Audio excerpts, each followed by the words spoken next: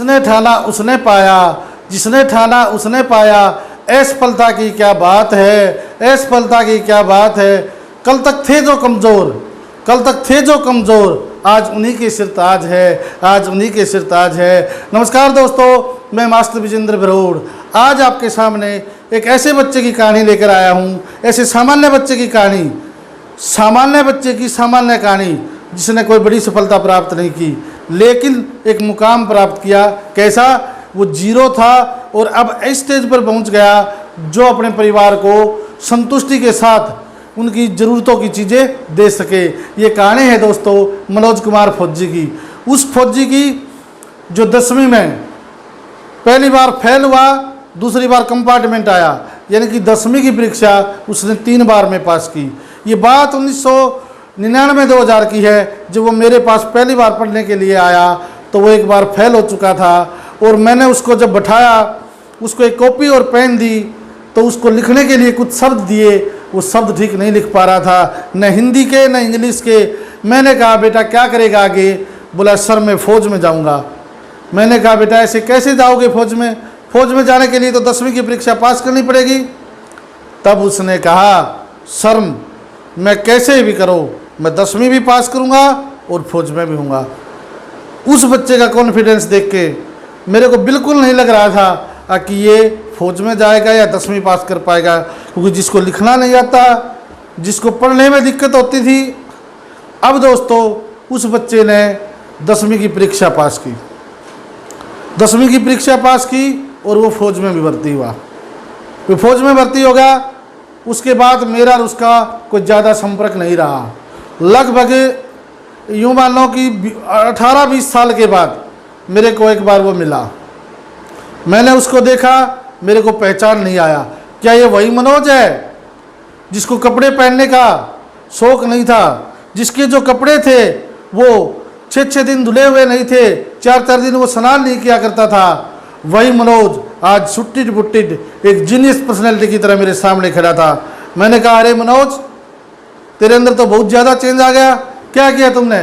उन्होंने कहा सर मैंने 2018 में फौज से रिटायर ली, उसके बाद एक बैंक ज्वाइन कर रखा है जहाँ मेरी 80-82 हज़ार रुपये सैलरी है। और जब वो मेरे से बातें कर रहा था कुछ इंग्लिश के शब्द भी बोल रहा था, उसके हाथ में एक लैपटॉप था। मैंने कहा इसमें क्या है? बोला सर मैं आपको कुछ प्लान समझाने के लिए आया हूँ। तब वो बैठकर मेरे को प्लान समझाने लगा। वो लैपटॉप खुद ही चला रहा था और बीच बीच में इंग्लिश के शब्द बोल रहा था। मेरे आश्चर्य नहीं था, मेरे को आश्चर्य का ठिकाना नहीं था, क्योंकि मैं उसकी प्लान की बजाय उस मनोज को देख रहा था, उसके व्यक्तित्व को देख रहा था, कितना ज़्यादा परिवर्तन।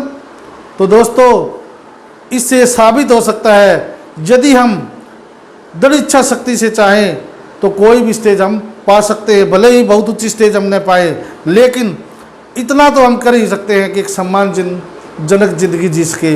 तब मैंने उससे पूछा तेरी सफलता का राज क्या है?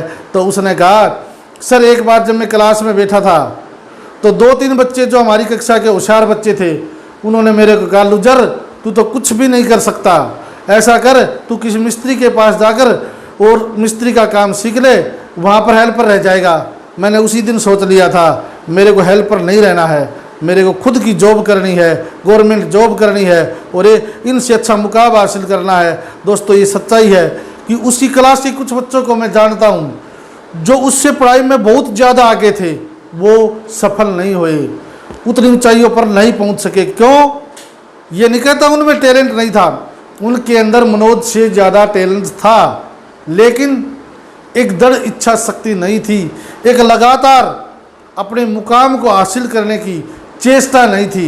इसलिए मैं आपको कहता हूँ कतई निराश होने की ज़रूरत नहीं है। यदि आज आप अपने आप को किसी क्षेत्र में कमज़ोर समझते हो तो उसके प्रति दृढ़ लगन से यदि काम करोगे तो आप उसी क्षेत्र में ज़रूर सफल होगे। मैं आपको एक कहानी सुनाता हूँ जो आपने पहले भी सुनी होगी, आप देखते भी हो। जब हवा में गुब्बारे उड़ते हैं हवा में ऊपर, वो लाल रंग का भी होता है, पीले रंग का भी होता है, काले रंग का भी होता है। वो उसके रंग की वजह से नहीं उड़ता, वो उसके अंदर भरी हुई हवा की वजह से उड़ता है। क्यों? क्योंकि उसके अंदर बाहरी जो वातावरण है उसका फर्क नहीं पड़ता। उसके अंदर जो हवा है वो उसको ऊपर ले जाती है। इसलिए हमारी परिस्थितियाँ चाहे कुछ भी हो, अगर हम अंदर से मजबूत होंगे तो हम जरूर सफल होंगे, जरूर सफल होंगे। धन्यवाद। अगर मेरी कहानी किसी को पसंद आए तो इसको जरूर शेयर करना और मेरे चैनल को सब्सक्राइब करना।